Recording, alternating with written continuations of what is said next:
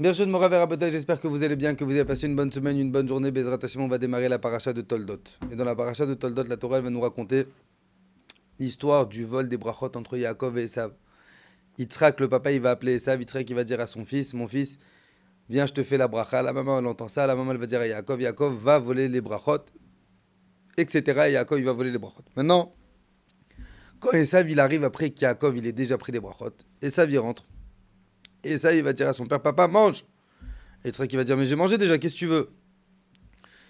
Et ça, il va lui dire, mais comment t'as mangé? C'est pas possible.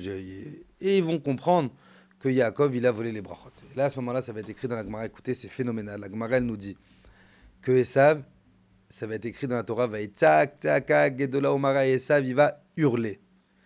Et en hurlant de désespoir, en hurlant de tristesse, il va verser des larmes. Il y a une larme qui tombe. Il y a une deuxième larme qui tombe. Et il vient pour faire tomber la troisième larme. Et là, il y a le malach Gabriel qui descend, il va lui mettre une claque et il va l'empêcher de verser cette troisième larme. Et la Gemara nous dit, heureusement que le malach il est venu. Parce que si Esav il aurait versé cette troisième larme par rapport à une larme à Kadosh Baruch Hu, il a donné le premier Beth Amikdash, à le détruire. Par rapport à la deuxième larme à Kadosh Baruch Hu, il a donné la permission de détruire le deuxième Beth Amikdash. S'il aurait versé cette troisième larme, eh ben Hashem Ishmar, on aurait peut-être pu ne jamais avoir le troisième Beth Amikdash. Et un jour, mon père il a posé une question, il a dit, je comprends pas. C'est des larmes.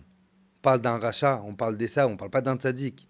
C'est les larmes d'un rachat. Kadosh Baruch Hu, il sacrifie le premier temple, le deuxième temple et peut-être même le troisième temple pour un rachat. Et là, le Rav, il a donné une réponse merveilleuse. Il dit, de là, on apprend c'est quoi l'importance. Combien est-ce qu'Akadosh Baruch Hu, il nous aime? Chaque être humain, chaque être vivant, peu importe qui tu es, peu importe ce que tu es, peu importe comment tu es. Quand tu pleures, Akadosh Baruch Hu, il fait tout. Et même si c'est au détriment, malheureusement, du Beth Amikdash. Si Esav, qui était un rachat, il a versé des larmes, Akadosh Baruch Hu, il lui a donné des choses tellement énormes, tellement grandes, malheureusement, qui a été à notre détriment. Et on aurait peut-être même pu perdre le troisième temple. Combien est-ce qu'Akadosh Baruch Hu, il peut nous donner à nous quand on invoque Hachem, quand on demande à Hachem, quand on prie à Hachem, quand on lui dit Hachem, ne me laisse pas tomber.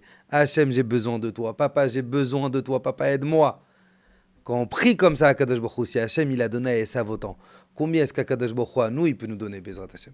Je vous souhaite une excellente journée, une excellente semaine. Qu'Akadosh Baruch Hu il fasse Bezrat Hachem, qui voit de notre détresse et qui nous envoie Mashiach Tzidkenu Bimera Be'amenu Amen. Shabbat Shalom Mvorach.